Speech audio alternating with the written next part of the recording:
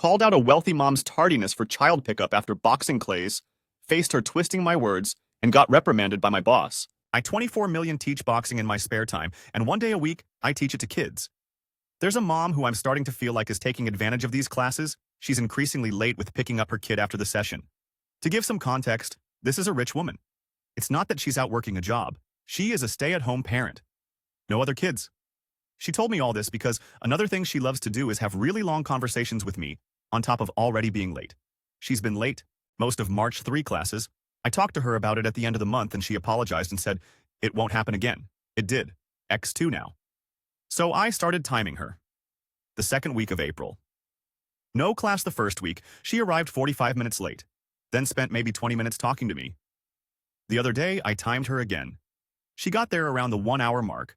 I made a point to show her my timer, and I gave her a warning that I will remove her kid from my class. She tried to derail the conversation. Oh, I raised the timer and turned it on again. She said I was being unjustifiably rude. Exact words. I explained politely that I have other obligations and her consistent lateness throws my schedule off. She didn't want to have this conversation, stomped to the driver's side of her car.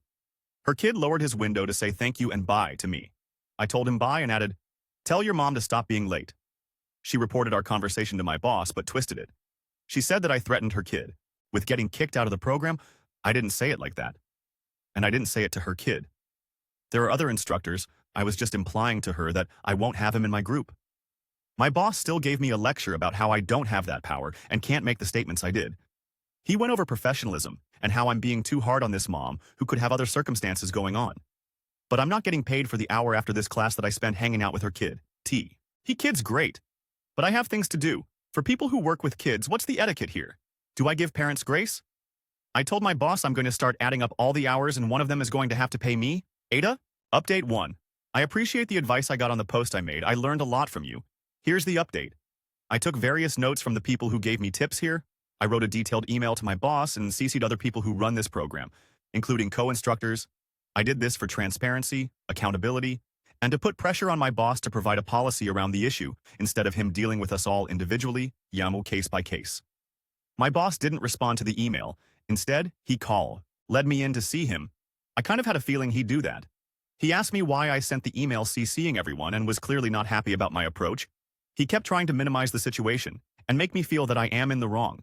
He told me that I'm being greedy, that my attitude about one parent being late is exaggerated, and I'm looking for problems. I should essentially just wait around after hours if I need to, sometimes unpaid, because it's a program for kids. I should do this with some heart and do it for the kids. I had to turn my face to hide the fact that I wanted to laugh in that moment. But mostly I was frustrated. Having proper policies in place not only protects the staff, it protects the kids, not to mention his fucking business. After I made my perspective clear in a mostly professional manner, he came around a little. Unfortunately, he flat out told me he will not back pay me for the time that I've logged waiting for this mom, but he will implement a late policy moving forward. He's followed through on that. He tried to throw in other useless incentives for me. I didn't accept them. That mom wasn't late this week. She did try to catch my eye when she picked her son up and I ignored her. She ended up getting out of her car and asked me if I saw her waving. I kept ignoring her. She wore me down because she kept following me around while I locked up. I informed her why she's getting the silent treatment. She apologized and also tried to write me a check on Tatsumor. He spot. I didn't take the money, I told her.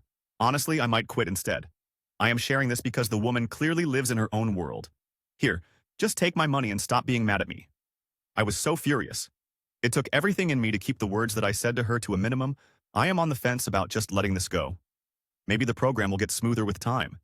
It's not a lot of money worth fighting over. I am so disappointed in my boss. I've known him for a long time. As a mentor and friend, being his employee has been something else. The program itself is very new and disorganized. Due to differences of opinion about how it's run, I doubt I will stay with it. This is my first time working a job that involves kids. My actual profession is unrelated to boxing. This was mostly something I picked up spontaneously because I saw the merit in it and I wanted to do my part to help. I admit I could use the extra money too. I don't mean to be greedy or stingy, but I live in an insanely expensive city and I take care of someone with expensive medical bills. I haven't proofread this, but it looks longer than I wanted it to be. I'm sorry, I'm tired. Update 2, previous post. I got other instructors to get on my boss's case with me. I also informed him I have to quit the kids class and I will quit the training. I do with adults too. Leave the gym and our friendship if he doesn't hear me out respectfully. The reason I wanted to avoid reporting my boss is because I have a relationship with him. And nearly everyone at this gym going back almost 10 years, I didn't want to resort to making a report without exploring every other option first. My boss caved. I'll get paid for the extra hours. I logged on the next paycheck moving forward. I will no longer teach the kids, because although we have a policy and late pickup fee in place, as it stands right now, instructors are still responsible to stay back until the last kid leaves and my boss doesn't want to negotiate.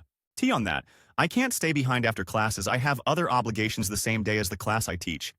It's unfortunate because this one parent is the only one currently abusing the system because she can afford to. That kid's mom was late this week, again by 30 minutes. Showed her my timer. I also told her I've quit. She asked me if the late warnings reset. When a new instructor takes over, they don't. She then tried to hire me out from under my boss as her kid's private instructor. I said no. Swing. But I might reconsider if she ever wants lessons. I would love to give that woman hell. All right, that's the end of that. I feel bad. I couldn't stick it out with this kid's program, but it's too disorganized for me right now. Good call not working for her. Who knows what kind of hell she would put you through. People with money know that money talks and most will take it. When you don't out of principle, they just can't understand it. OP. People like her ruin it for other parents and my boss says to implement a condition like X amount of lattes will result in your kid being dropped from the class. Update 3. The short of it is you guys were right. This woman had a crush on me or some kind of interest in the least, and I was too angry at her, the situation to notice. We're seeing each other now. I won't get your hopes up because it's probably just temporary. Longer story. Towards the end of last year, she approached me. She said she was separating from her husband and hinted that the marriage was abusive. She said her reason for getting in touch with me was to take me up on my offer about teaching her how to box. I told her I was only offering back then so I could make her suffer. The thing is, I don't think joining a combat sport immediately as a means to process abuse is always the best form of action. I get why it's empowering, but if you're not doing therapy or something alongside it, it might frame things for you in an unhealthy way, so I think you need both. That's just my personal opinion. I felt ill-equipped to be the starting point of her healing or whatever, even though she was reaching out to me so sincerely, so I redirected her to someone else. She started going to those classes I connected her with and occasionally texted me about them, straightforward texts, questions, asking me my opinion, etc. We'd have short exchanges, a few texts back and forth with no pattern and a lot of gaps in between. About a week ago, I ran into her in person and she convened, said me to have coffee with her and I don't know how to explain it. There is some kind of intensity between us, and we decided to see where it leads. Given how many people thought something was there and how oblivious I was to it, I felt this might be worth sharing.